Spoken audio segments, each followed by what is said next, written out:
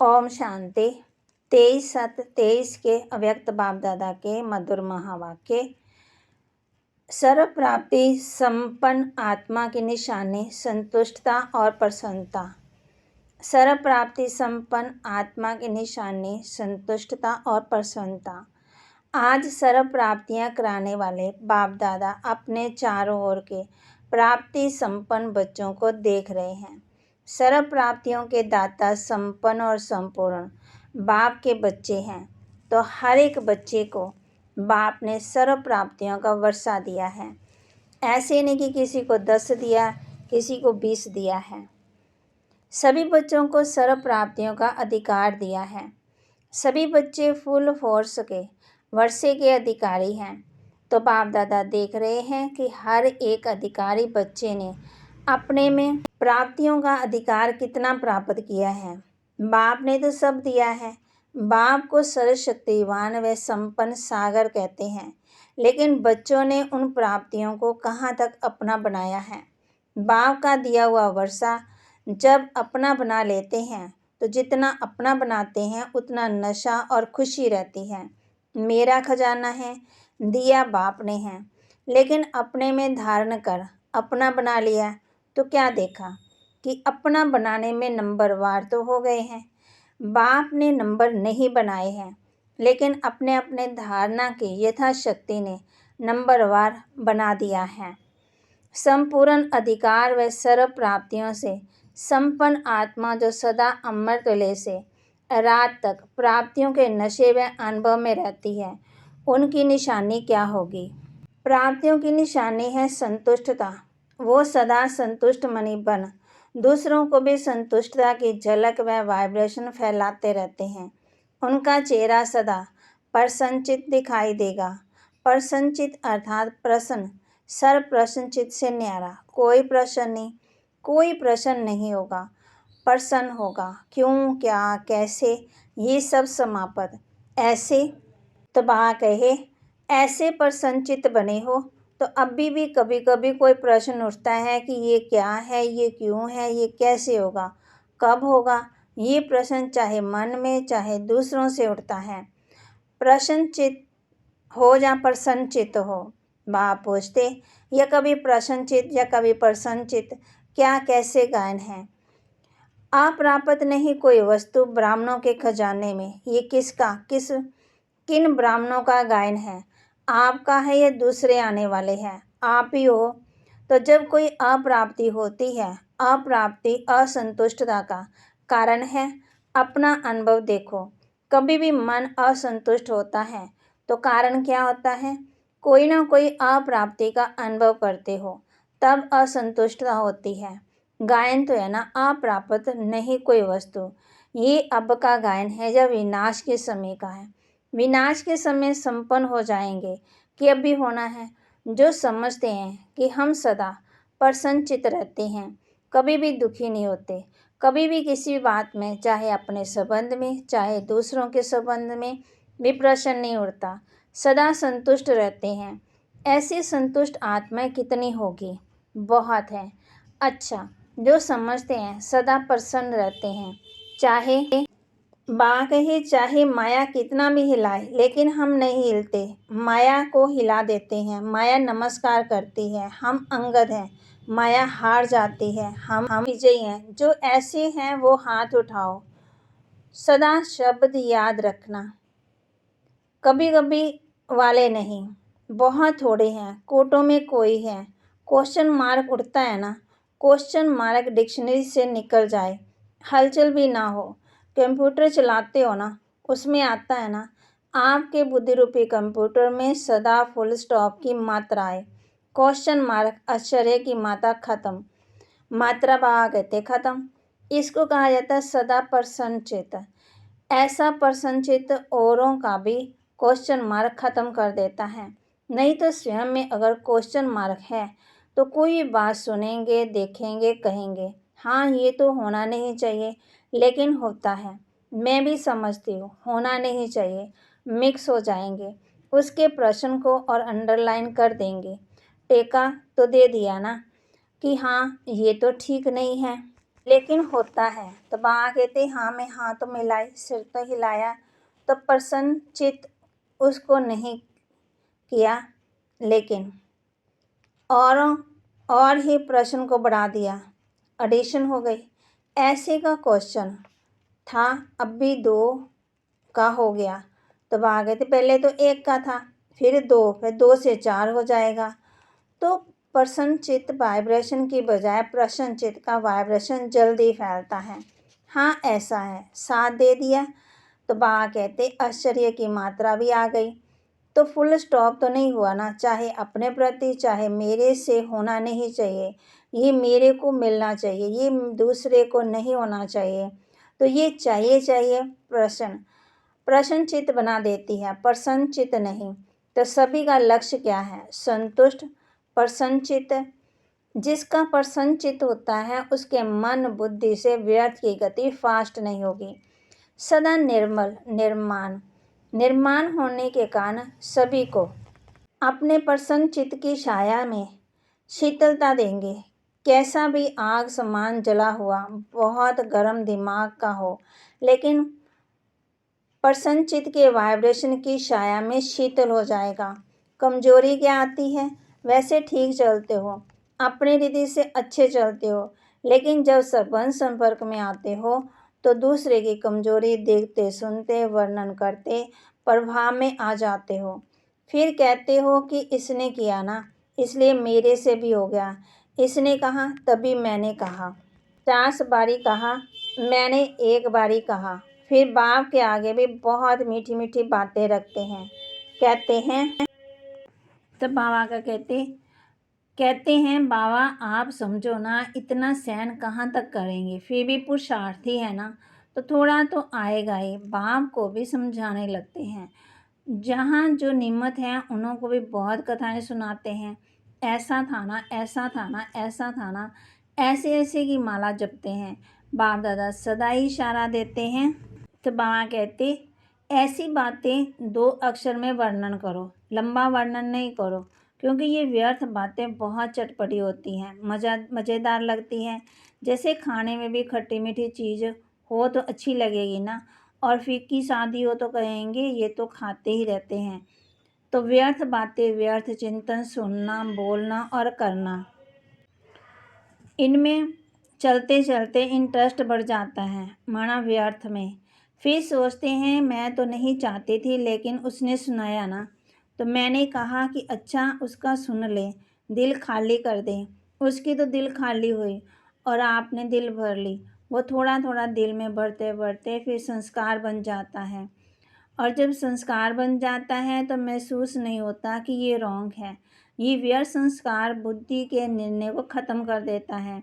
इसलिए सबसे सहज ज़्यादा संतुष्ट रहने की विधि है सदा अपने सामने बा कहते कोई ना कोई विशेष प्राप्ति को रखो, क्योंकि प्राप्ति भूलती नहीं है। ज्ञान की पॉइंट्स भूल जाती है, लेकिन कोई भी प्राप्ति भूलती नहीं है। बाप से क्या क्या मिला है, कितना मिला है, वैरायटी पसंद आती है ना, एक जैसा पसंद नहीं होता है। तो आप अपने प्राप्तियों को देखो। ज्ञान के खजाने की प्राप्ति कितनी है, योग से शक्तियों की प्राप्ति कितनी है, दिव्य गुणों की प्राप्ति कितनी है, प्रैक्टिकल नशे में खुशी में रहने की प्राप्ति कितनी है। बहुत लिस्ट है ना।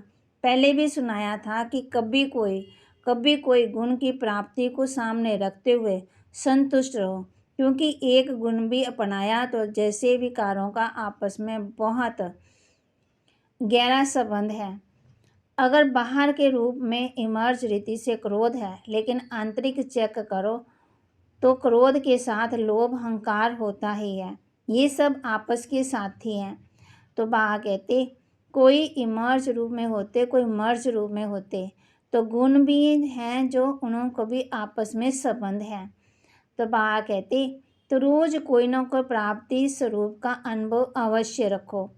अगर प्राप्ति इमर्ज रूप में होगी तो प्राप्ति के आगे अप्राप्ति खत्म हो जाएगी और सदा संतुष्ट रहेंगे। वैसे भी देखो दुनिया में भी मुख्य प्राप्ति सभी क्या चाहते हैं, हर एक चाहता है कि अपना नाम अच्छा हो, दूसरा मान और तीसरा शान। नाम मान शान ये प्राप्त करना चाहते हैं। आप भी क्या चाहते हो? आप भी तो यही चाहते हो ना, हद का नहीं बेहद का। तो दुनिया वाले तो हद के नाम के पिछाड़ी दौड़ते हैं, और आपका नाम विश्व में जितना ऊंचा है उतना और किसी का है? तो आप अपने नाम को देखो। सबसे नाम की विशेषता ये है कि आपका नाम कौन जपता है? स्वयं भगवान आपका नाम जपता है। तो इससे बड़ा नाम क्या होगा? आपके नाम से अभी लास्ट जन्म भी अनेक आत्माएं कहे अपना शरीर निर्वाह चला रही है। आप ब्राह्मण हो ना, तो ब्राह्मणों के नाम से आज भी नामधारी ब्राह्मण कितना कमा रहे हैं। अभी तक नामधारी ब्राह्मण भी कितना ऊंचे गाए जाते हैं। तो आपके नाम की कितनी महिमा है। इतना श्रेष्ठ नाम आपका हो गया, इसलिए हद के नाम के पीछे नहीं जाओ। मेरा नाम तो कभी किसी में लेते ही नहीं, मेरा नाम सदा पीछे ही रहता है। सेवा मैं करती हूँ, नाम दूसरे का हो जाता है। तो हद के नाम के पीछे नहीं जाओ। बाप के दिल में आपका नाम सदा ही श्रेष्ठ है। जब बाप के दिल में नाम हो गया तो कोई सेवा में या कोई प्रोग्राम में या कोई भी बातों में आपका नाम नहीं भी आया तो क्या हर्जा। बाप के पास तो है ना। जैसे भक्ति मार्ग में हनुमान का चित्र दिखाते हैं ना, तो उसके दिल में क्या था? राम था। और बाप के दिल में क्या है? बच्चे। तो बच्चों में आप हो या नहीं हो, तो सभी का नाम देखा ना, पक्का कभी मिस हो गया है हो? तो आप सभी का नाम है, और नाम के पीछे क्यों पड़ते हो? क्योंकि मेजॉरिटी यही नाम मान शान गिराता भी है, और यही नाम मान शान नशा भी चढ़ाता है। तो प्राप्ति के रूप में देखो, अगर मानो कोई कारण से आपका नाम गुप्त है और आप समझते हो कि मेरा नाम होना चाहिए, यह अर्थात है, फिर भी अगर किसी आत्मा से हिसाब किताब के कारण या उसके संस्कार के कारण आपका नाम नहीं होता, आप राइट हो, वो रॉन्ग है, फिर भी उसका नाम होता है, आपका नहीं, तो विजय माला में आपका नाम बहा कहते पक्का है, इसलिए इसकी भी परवाह नहीं करो। इस रूप में माया ज़्यादा आती है, इसलिए अभी गलती से नाम मिस हो भी गया, कोई हर्जा नहीं, लेकिन विजय माला में आपका नाम मिस नहीं हो सकता है। पहले आपका नाम होगा तो अपने नाम की महिमा याद रखो कि मेरा नाम बाप के दिल पर है, विजय माला में है, अंत तक मेरा नाम सेवा कर रहा है। और आपका नाम मान कितना है? भगवान ने भी आपको अपने से भी आगे रखा। पहले बच्चे, तो स्वयं बाप ने मान दिया है। कितना आपका मान है, उसका प्रूफ देखो कि आपके जड़ चित्रों का भी लास्ट जन्म तक कितना मान है, चाहे जाने नहीं जाने। लेकिन कोई भी देवी देवता का चित्र होगा तो कितने मान से उसको देखते हैं। सबसे श्रेष्ठ मान अब तक आपके चित्रों का भी है, ये प्रूफ है। तो बाबा कहे जब आपके चित्र ही इतने माननीय पूजनीय हैं, तो जिसका मान रखा जाता है उसको पूजनीय माना जाता है। हमेशा कहते हैं ना, ये हमारे पूजनीय हैं, पूज्य हैं। तो प्रैक्टिकल प्रूफ है कि आपके चित्रों का भी मान है, तो चेतन में है तब भी चित्रों का मान है।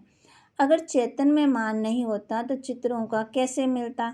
बाप तो सदा कहते हैं पहले बच्चे, बच्चे डबल पूजे जाते हैं, बाप सिंगल है। तो आपका मान बाप से ज़्यादा हुआ ना, इतना श्रेष्ठ मान मिल गया।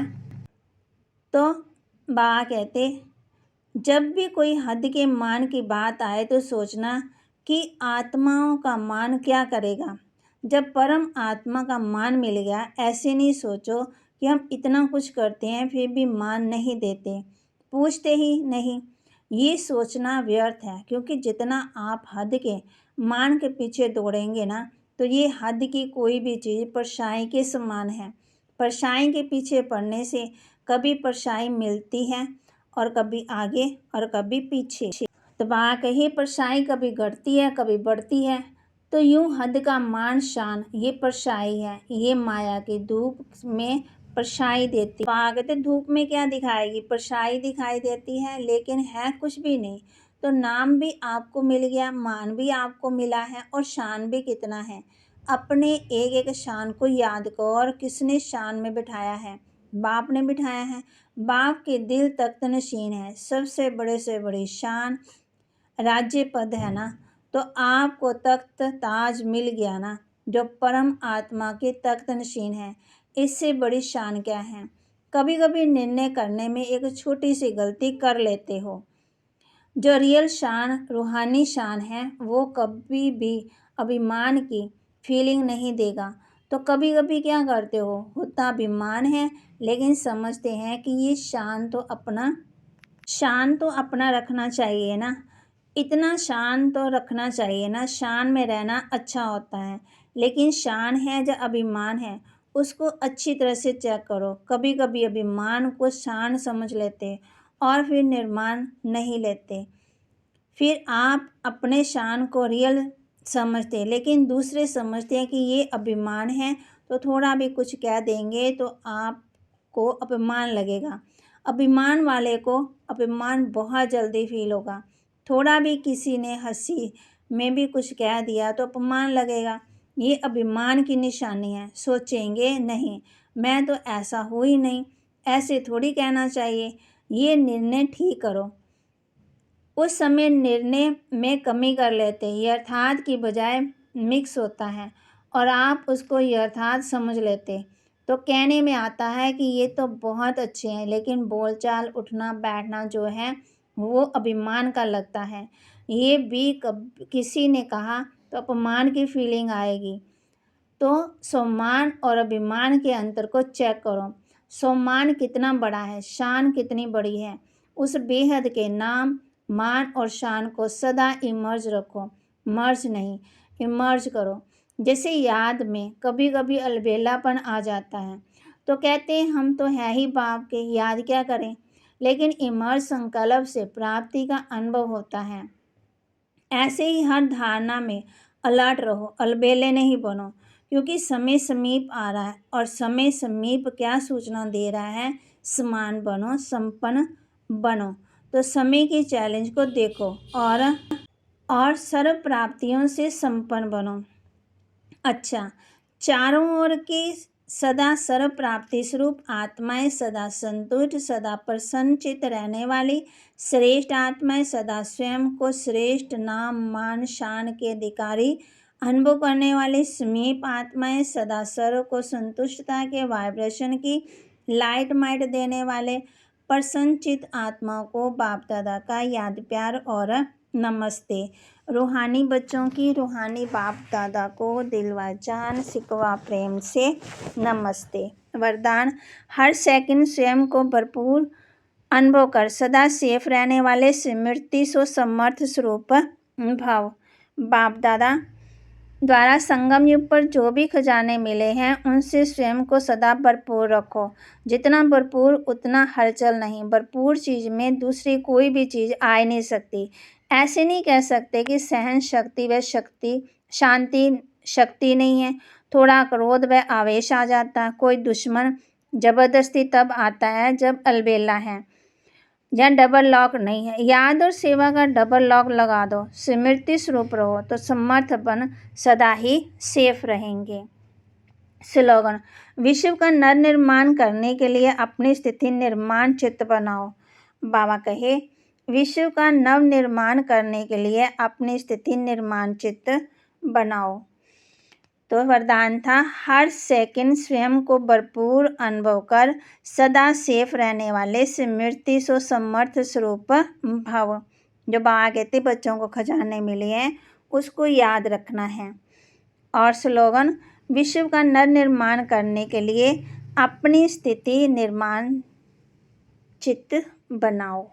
विश्व का नर निर्माण करने के लिए अपनी स्थिति निर्माण चित्त बनाओ। ओम शांति।